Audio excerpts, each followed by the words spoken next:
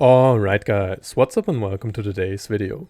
Today we are once again playing pretty much flexible and we're gonna stay open-minded about our 4-cost carry, and also a big focus in this video is gonna be the planning phase, because the planning phase and positioning is pretty much what decides the order of the first 3 players. So if you wanna be first more, then go ahead and enjoy.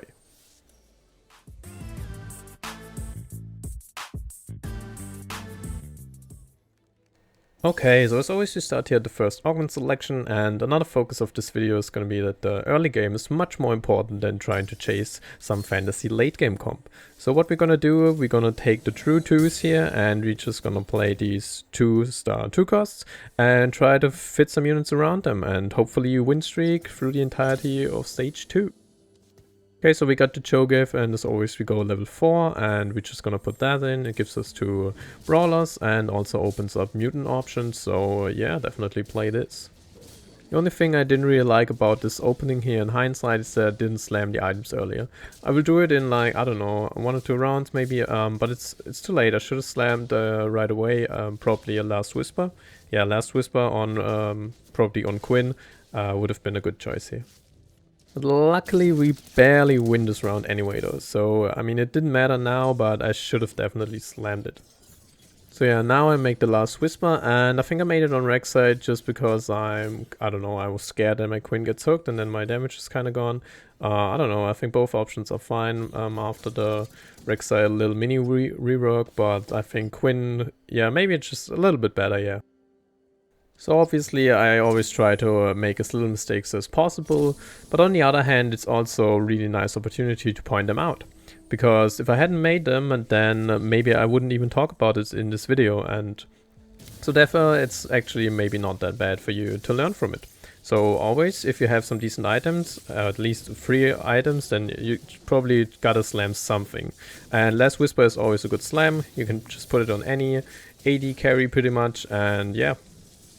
And also, if you were wondering, usually you don't want to go level 5 at this point, obviously, because it's off curve and everything, and I only did this because I had my win streak and I was sure that I could still make 10 gold. If I wouldn't have been able to make 10 gold, then I definitely would not have leveled here.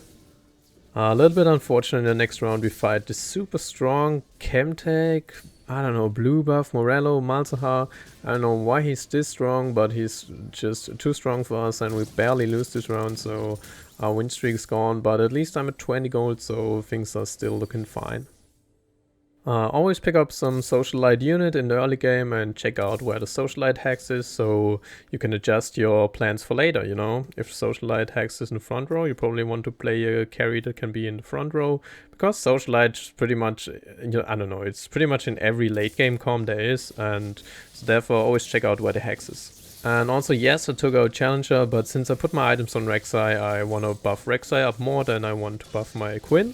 So I play this Senna for 1 round and also don't lose any eco because I couldn't make the next 10. So therefore it's fine. Okay, so unfortunately we also lose this round against the makeshift armor guy. Makeshift armor obviously also pretty good in the early game. And yeah, maybe we have to find another carry pretty soon. Okay, so for our items after Crux, we got the Last Whisper and IE combo, so if you can get that, always slam it. I already made the Last Whisper, so now IE is a pretty good slam. They work great together, and yeah, someone is gonna be able to hold these items. Yeah, so another loss. Our team doesn't seem to be that strong. Well, anyway, we level up at 3-2, always go level 6, and probably you're gonna be at 30 gold. This time we're gonna make 40, which is great, but otherwise go to level 6. Maybe roll a couple of times if you don't have anything 2-star, but other than that, yeah, just gonna sit on your gold. 30 gold is the minimum. I don't know, if you drop below 30, then it's kind of iffy, but sometimes you have to if you're already too weak. But usually you want to be around 30 gold by now. Okay, so for the second augment choice, these are all general purpose augments, which is nice. I like those.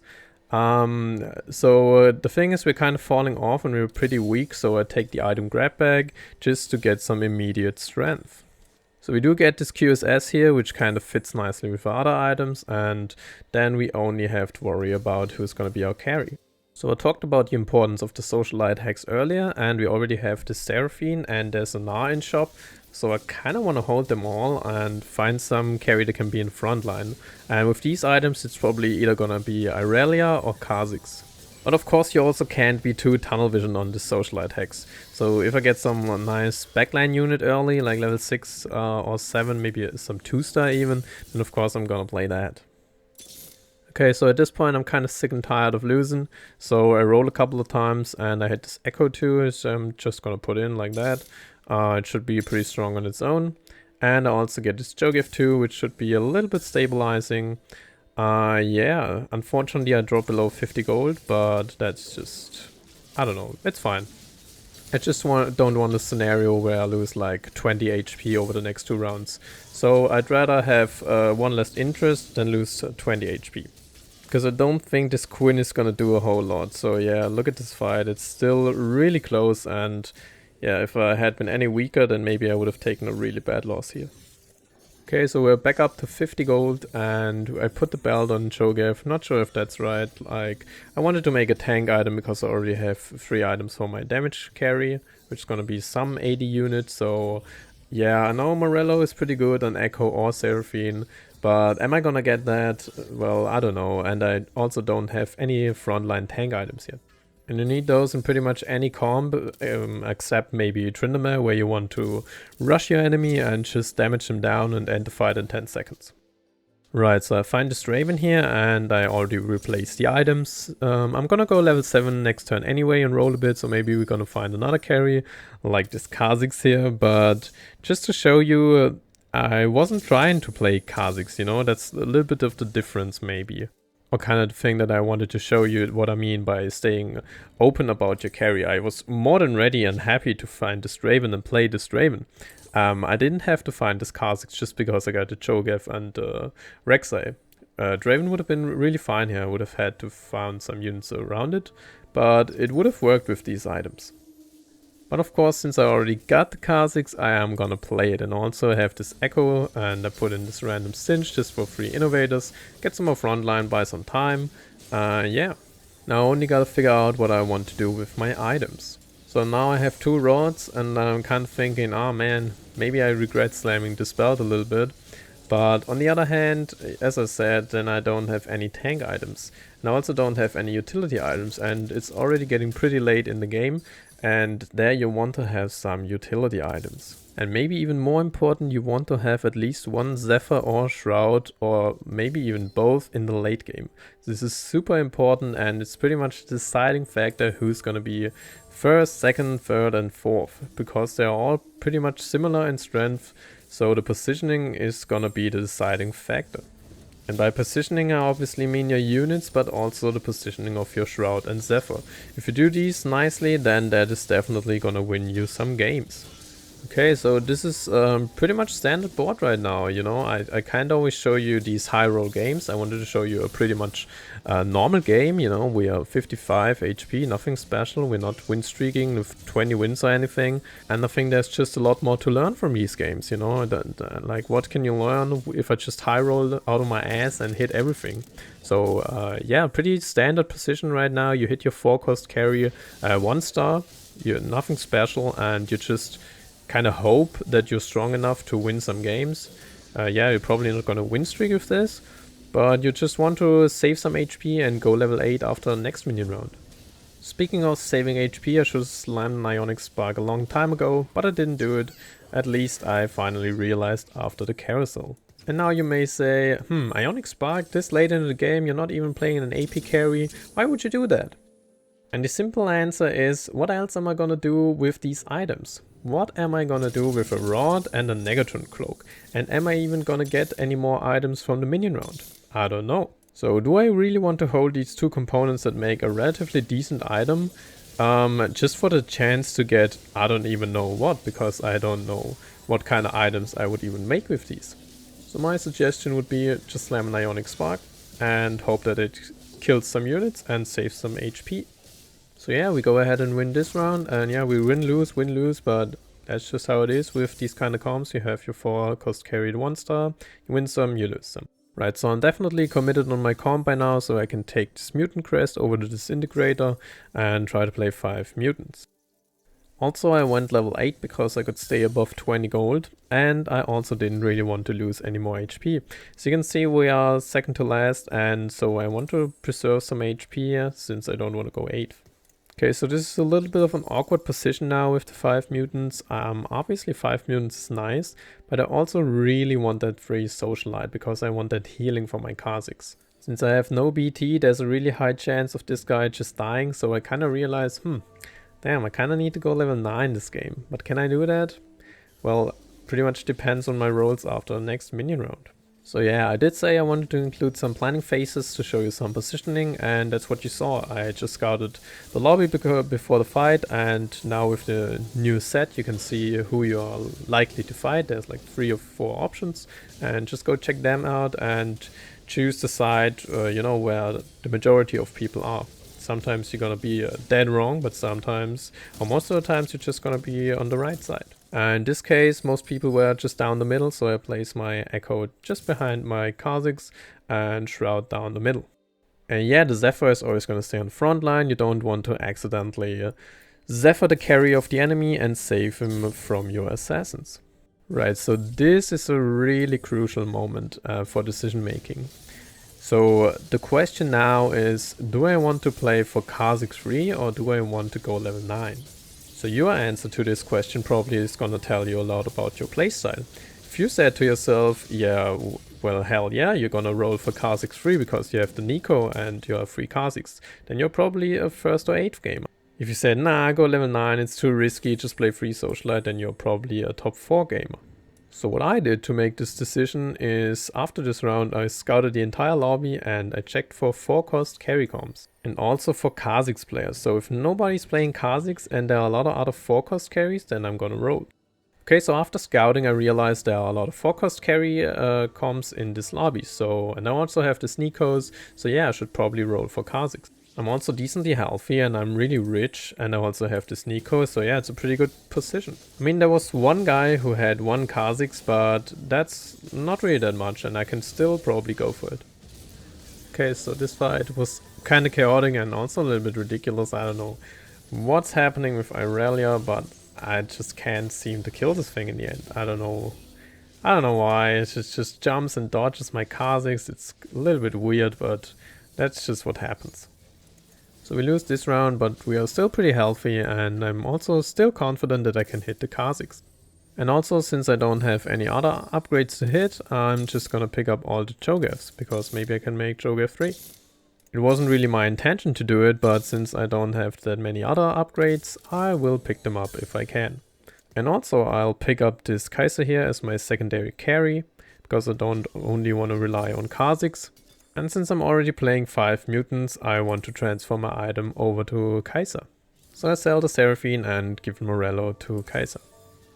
And I didn't find any Kha'Zix, so I also want to have the option available to just Nico my Kai'Sa and go 9 anyway. So I still stay above 50, I'm relatively healthy, 39 is fine in this lobby. And yeah, we're just gonna have to keep rolling and see what we get. And you just gotta adjust your plans depending on what you hit and what you don't hit. So I can't just focus on, yeah, this is now my plan, I'm gonna make a 3-star Kha'Zix and then I'm gonna win the game. I mean, as you see, we kind of rolled a lot and there were no Kha'Zixes yet. So I'm still rolling, but there's just no car coming out, and I mean, okay, I find this Cho'Gath, but yeah, there's nothing else really there. So a little bit unfortunate, and I'm already thinking to adjust my plans here.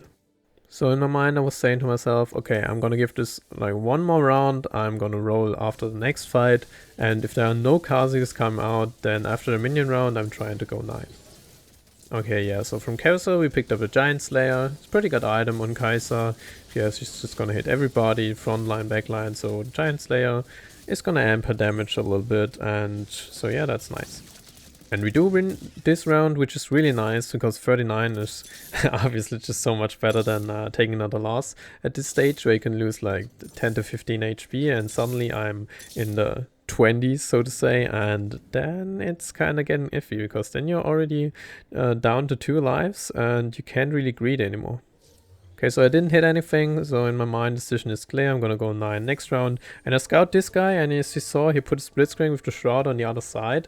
And so I moved my team over. And we actually play another guy, but he also had his Shroud on this side, so we dodged him too. And we shrouded his entire team. While this is still not enough to beat this guy, we probably kill more units than if we hadn't positioned anything. That's pretty much what I'm trying to show with this video. I don't want to show you a clean, perfect Mr. 100 game or just an easy first high roll. You know, you're not gonna learn anything from this. And in this game, I just want to show you how to play like a decent normal game and, you know, what are the deciding factors that you will top 4 with a standard board. Right, so I went 9 and I rolled, but I didn't hit anything really, so I just Nico'd the Kai'Sa and hope that she as a secondary carry is gonna do just as much work as my Kha'Zix. I also put in the Galio for now for my 2 Colossus, just buy some more time for Kha'Zix, and I also locked the shop for Cho'Gath. I mean, yeah, you could say locking a shop for Cho'Gath is pretty bad, but I don't really have any major upgrades, so Cho'Gath 3 would still make my board a lot stronger. Okay, so especially now in the late game, if you have Zephyr and Shroud, scouting is so important. And yeah, we do scout the entire lobby, or at least the people who we are likely to fight. You can see they're all kind of on the left side, so I'm thinking I'm gonna swap my Echo last second. And that's exactly what I did. The Renata Silco player can swap 3 units as fast as I can swap my 1 Echo, so we shroud his entire team and especially his carries. I don't know if he tried to cheese me with the Zephyr, but he also didn't place his other Zephyr. Well, anyway, he missed. Just hit our Echo and that's fine. So Kha'Zix can still jump and we should win this fight. So yeah, my comp is pretty much done. Maybe I could replace the Galio with Narn and Senna, but I also kinda lose my front line then and also a lot of CC. So I'm not really sure if I want to do that. What I definitely want to do again is Scout, so there's an Assassin player we gotta be careful about, and then there's the Renata player again. So I wanted to Shroud like kinda down the middle to hit as many units as possible on both sides, but I also kinda want to do it to the right. And also I wanted to have my Kai'Sa a little bit out of the way of the Assassins and I have the Rek'Sai as Assassin bait in my backline. So I just swapped Kai'Sa and Echo in the last second, and yeah, Kai'Sa can stand in the second row, that's no problem, she's gonna dash away anyway. With that positioning she also kinda baited the first Renata ult, so only Galio and her got hit. Unfortunately though, Tam got buffed by Silco and didn't die, and my Kai'Sa got eaten. Pretty unfortunate that she only dashed like 1 hex and didn't rush to the left top corner, where she would have been safe. Okay, so there wasn't really anything nice in Carousel, so I just took the statics, and now I want to focus on my positioning again. So I know for sure that I'm gonna fight the Assassin guy, so what I want to do is I want to put my Zephyr in the backline for the first time, just to have my big fat Cho'Gath as an Assassin bait.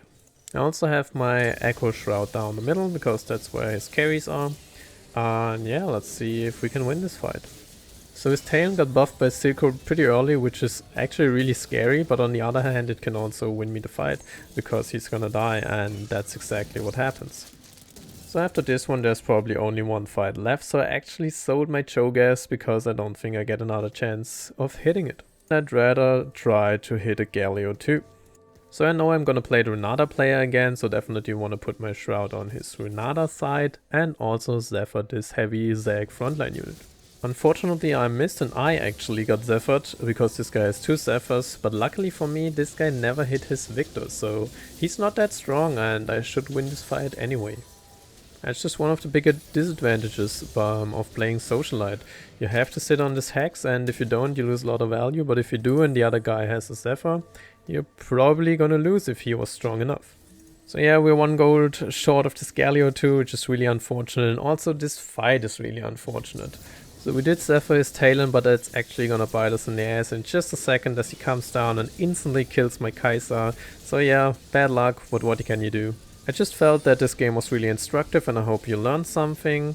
And yeah, if you feel like you did, maybe like this video and subscribe to my channel. But other than that, thank you all for watching and I'll see you guys next time.